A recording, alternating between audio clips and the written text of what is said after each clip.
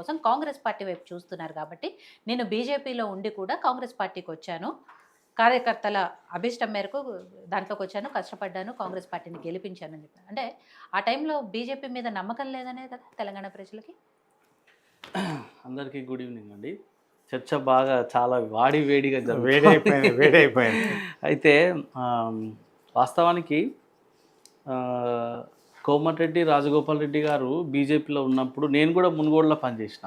Okay. చాలా రోజులు ఉన్నా, దాదాపు ఒక 40 days దాకా మన మునుగోడు నియోజకవర్గంలో పనిచేయడం జరిగింది. అక్కడ చాలా రోజుల పాటు క్యాంపెయినింగ్లో వారికి ఉన్నటువంటి ఆదరణ ప్రజల మధ్యన అంతా కూడా చూసిన. అయితే ఈ రాజగోపాల్ రెడ్డి గారు మాట్లాడుతూ చేసినటువంటి కామెంట్లు ఏమో కానీ ఆయన ఒక్కడే కాదు, ఈరోజు వేరే మన ఎమ్మెల్యే ప్రేమ్ సాగర్ రావు గారు కూడా నా గొంతును నొక్కేసేటువంటి ప్రయత్నం చేస్తున్నారు, నాకు మంత్రి పదవి కావాలి అని చెప్పేసి చాలామంది ఇట్లా ఉన్నారు. ఈ చర్చ ఏందనంటే మంత్రివర్గ విస్తరణ 16 నెలల నుంచి పెండింగ్లో ఉంది. ఎప్పుడో చేయాల్సినటువంటి అవసరం ఉండే. ఇప్పటికే దాదాపు సీఎం రేవంత్ రెడ్డి గారు చాలాసార్లు 38 సార్లకు పైగా ఢిల్లీకి పోయి వస్తున్నారు. ఎందుకు మరి ఇది తెగడం లేదో వాళ్ళకే తెలియాలి. అది మంత్రి పదవుల కోసమే పోలేదు కదా.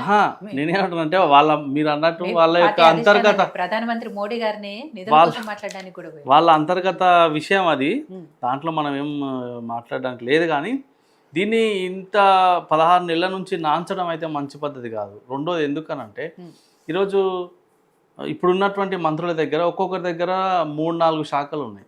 వాళ్ళు కూడా ఇప్పుడు పని భారం ఎక్కువైతే కదా మేడం. ఒక డిపార్ట్మెంటు మంత్రికి ఒక డిపార్ట్మెంట్ ఉంటే దాని మీద ఫుల్ ఫోకస్ చేయడానికి, దాంట్లో ఉన్నటువంటి సమస్యలను పట్టించుకోవడానికి, పరిష్కారం చేయడానికి అవకాశం ఉంటుంది.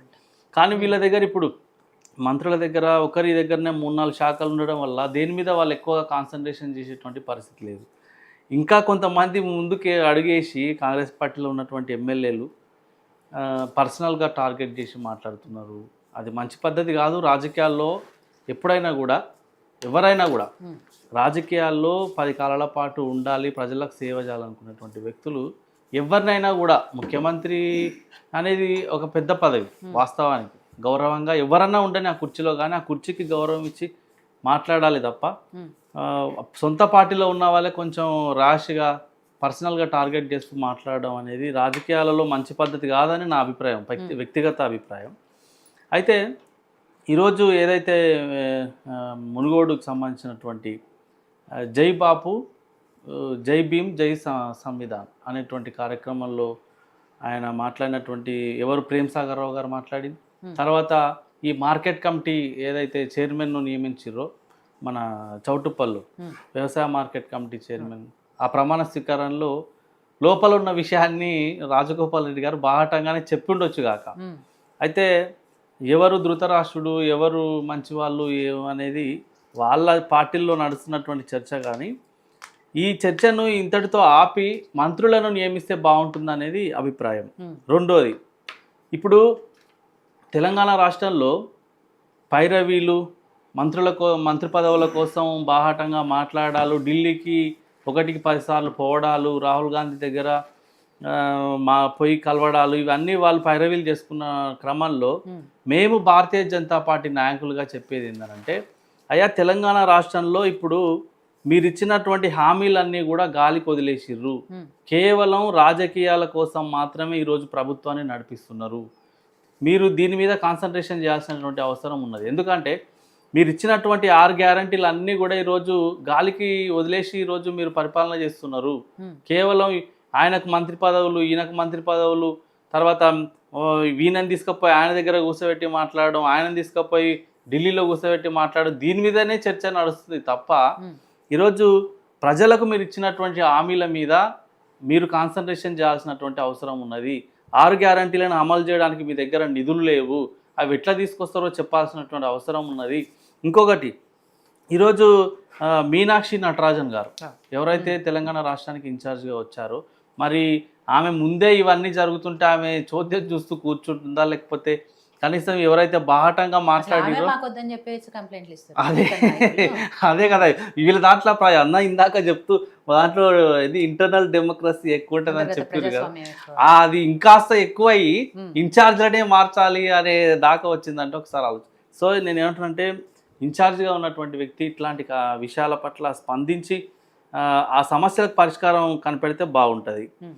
రెండోది, ఒకటికి 10 సార్లు మేము చెప్పేది ఏంటంటే ఈరోజు మీరు మంత్రి పదవుల కోసము ఏ రకంగా అయితే పైరవీలు చేస్తున్నారో, ఏ రకంగా అయితే మాట్లాడుతున్నారో, ఇదే రాజగోపాల్ రెడ్డి గారు అదే సభలో ఒకవేళ ప్రజల సమస్యల మీద మరింత మాట్లాడి ఉంటే బాగుండేది.